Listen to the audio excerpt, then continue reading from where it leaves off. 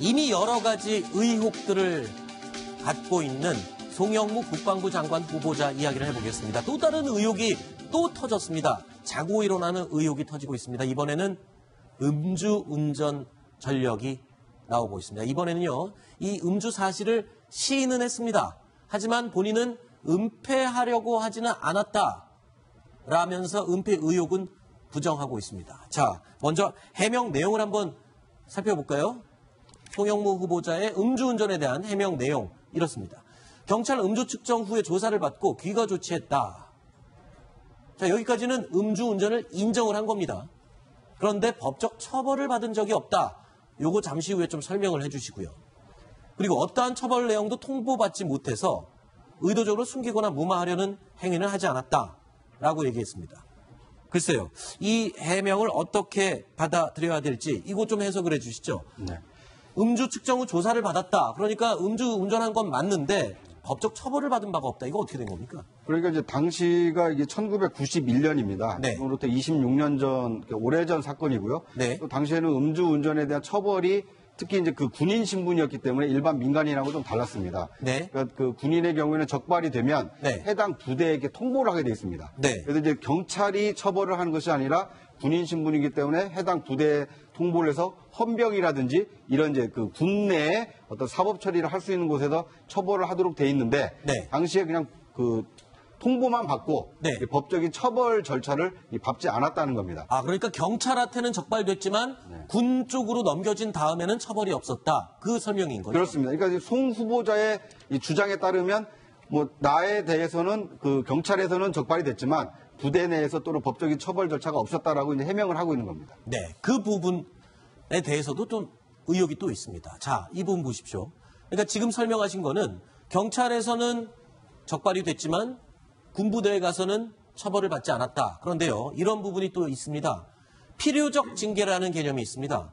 군에서 진급 예정자가 음주운전으로 반드시 징계를 받아야 하는, 그러니까 진급 예정자가 어떤 죄를 지었을 때는 반드시 징계를 받아야 된다. 이런 적용이 있다면서요. 그러면 네. 이거에 적용을 받아야 되는 거 아닌가요? 그런데 이게 조금 전에 앵커님 말씀하신 이 징계 규정이 2014년부터 적용됐기 때문에 이제 그 송영무 후보자가 이 행위를 했던 1991년 이 당시는 존재하지 않았습니다. 따라서 징계도 이루어지지 않은 것인데요. 좀 전에 구자원차장이 말씀하신 대로 경찰에 적발이 되어서 경찰에서 조사는 받았지만 이제 군인 신분이기 때문에 헌병대로 사건이 이첩이 됩니다. 네. 그 다음에 헌병대에서 어떤 결과가 나왔는지는 아직 확인이 안 된 것 같거든요. 네. 어찌되었든 경찰에서 쭉 진행이 됐다고 한다면은 뭐 처벌이 충분히 가능하고 처벌이 있었을 것으로 보이는데 헌병대로 넘어간 이후에 확인이 안 되는 부분이기 때문에 여러 의혹이 나올 수밖에 없는 상황입니다. 그런데요, 송영무 후보자가 이 인사청문 관련 자료를 청와대에 제출할 때 문답 질문지 있지 않습니까? 그러니까 거기에 과거에 음주운전을 한 경력이 있습니까? 라는 질문에 없습니다. 라고 분명히 대답한 것으로 지금 확인이 되고 있거든요. 그러면 정직성, 도덕성에 분명히 문제가 있는 거 아닌가요? 신종 차장, 그 부분은 어떻게 생각하십니까? 그렇습니다. 청와대에서 밝힌 내용인데 그 음주운전 사실 여부를 확인했을 때 송 후보자의 답변이 없다고 생각합니다. 였다고 합니다. 그래서 네. 청와대에서는 음주 전력이 있었는지 확인을 못했다 이렇게 이제 해명을 했는데요. 어쨌든 송 후보자가 아까 김학용 의원이 공개한 바에 따르면 헌병대에 사건이 접수됐던 거는 분명한 사실인 것 같습니다. 경찰에서 적발이 돼서 헌병대까지 갔습니다. 당시에 기록이 혹시 화면이 준비됐는지 모르겠는데 알코올 농도가 당시에 0.11%였습니다. 면허 취소 단계네요. 완전히 만취 상태였던 네. 겁니다. 그런 상태로 헌병대에 이첩이 됐는데 당시에 어떤 연유에서인지 모르겠지만 사건이 법적인 처벌이라든지 이런 식으로 넘어가지 않고 그냥 기록 자체가 사건 접수부에 남은 그거 하나만 남고 나머지가 없어졌습니다. 네. 이후에 처리 같은 것들도 하나도 없습니다. 김학용 의원의 주장인데요. 당시에 헌병대장이 송영무 지금 후보자의 해사 동기였다고 합니다. 아하. 그래서 뭔가 그 사건을 대충 뭉개고 넘어가려고 했던 거 아니냐 뭐 이런 의혹을 제기하는데 지금 저기 거짓말 뭐 이런 얘기 하셨는데 청와대는 그런 식으로 답변하고 국회에서 음주운전 사실이 있는지 자료를 내라 이렇게 했을 때 송 후보자가 낸 자료가 참 아이러니합니다. 1993년 이후를 기준으로 삼아서 없음 이런 식의 자료를 냈습니다. 91년도에 음주 사건이 있었죠. 네, 근데 1993년이 뭔 기준이냐 이렇게 저희가 그 후보자 측에 기자가 물어봤는데 뚜렷한 대답은 하지는 못하고. 그렇군요. 그러니까 이제 약간 뭐 꼼수 대답을 한 거죠. 네. 그러니까 청와대 측에도 없다라고는 못한 거 아닙니까? 네, 없다고 생각합니다. 네. 그러니까 이제 뭐 지능적으로 지금 답변한 거죠. 네. 그러니까 있긴 있었지만 법적 처벌을 안 받았으니까 내가 생각할 때는 없다고 생각한다. 이런 것이고. 근데 91년 이전까지 이 음주 단속 기록을 하게 되면 이제 그 91년 적발된 것이 드러날 것 같으니까 이제 93년 이후에 없다라고 이제 한 건데 뭐 어떻게 보면 그 모면하기 위한 전형적인 꼼수 답변이다 이렇게 볼 수 있을 것 같습니다. 네. 자, 이 음주 사실에 대해서 지금 집중 질의를 하고 있는 김학용 의원 또 뿐만 아니라 야당에서는 지금 자진 사퇴를 촉구하고 있습니다. 김학용 의원의 이야기 들어보시겠습니다.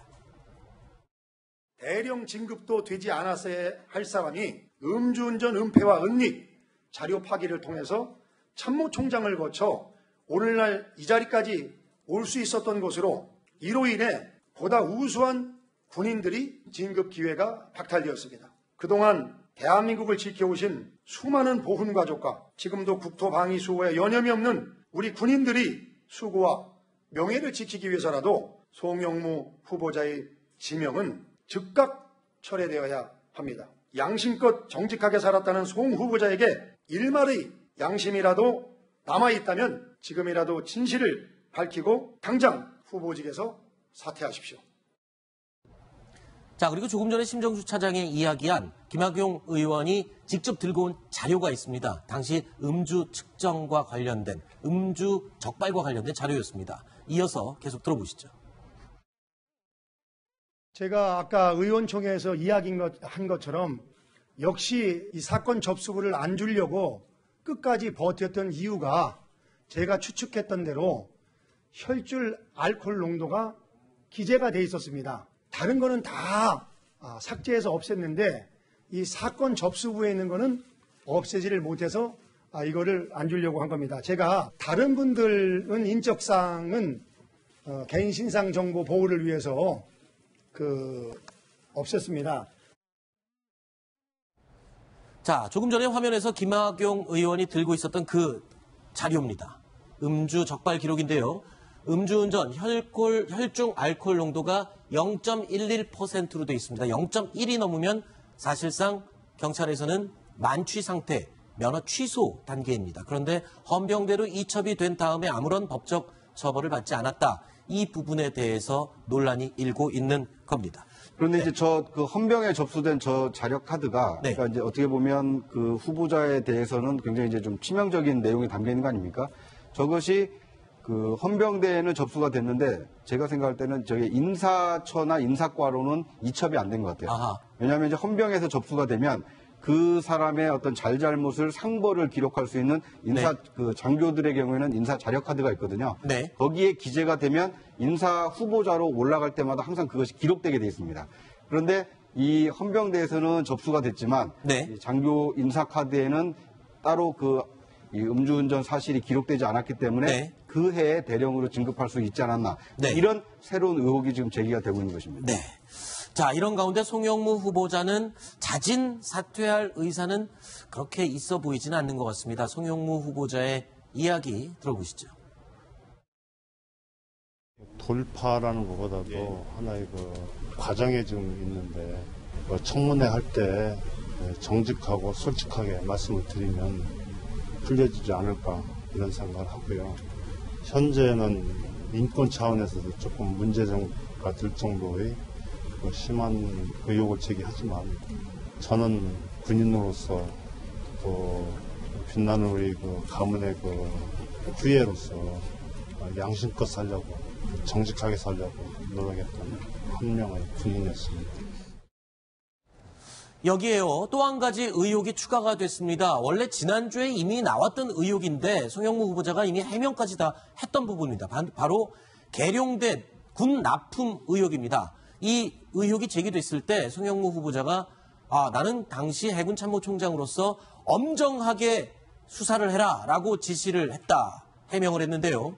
근데 이 해명 자체가 거짓이 아니냐라는 의혹이 제기됐습니다. 심정숙 차장, 네. 어떤 부분이 또 거짓으로 해명을 했는데 해명도 거짓이면 이거 진짜 답이 어떻게 되는 건지 모르겠습니다. 네. 자, 계룡대 납품비리 사건에 대해서 엄정 수사를 지시했다고 한 것과 달리 네. 당시에 해군 법무실에서 납품비리 사건, 그러니까 나라 돈을 가지고 물건을 굉장히 비싸게 산 거죠. 일부 네. 비싸게 산 건데 당시 연루자들이 고의성이 있고 굉장히 사안이 중대하기 때문에 이거는 군 검찰에 수사를 의뢰해야 된다. 이런 네. 내부에 해군 법무실의 결론이 있었습니다. 그래서 이거 총장님 보고 결재해 주셔야지 수사로 갑니다 해서 보고를 올렸는데 당시에 송영무 총장이 굉장히 중대하고 고의성이 있을 수 있다는 보고를 받고도 결재를 안 했다고 합니다. 그 말은 수사에 대한 진행을 결재를 안 해준 거군요. 그렇습니다. 그래서 그 당시에 수사가 무마가 됐고 저 당시가 2007년이었는데요. 그렇게 그냥 묻혔던 사안이 2년 후에 언론에 제보가 되면서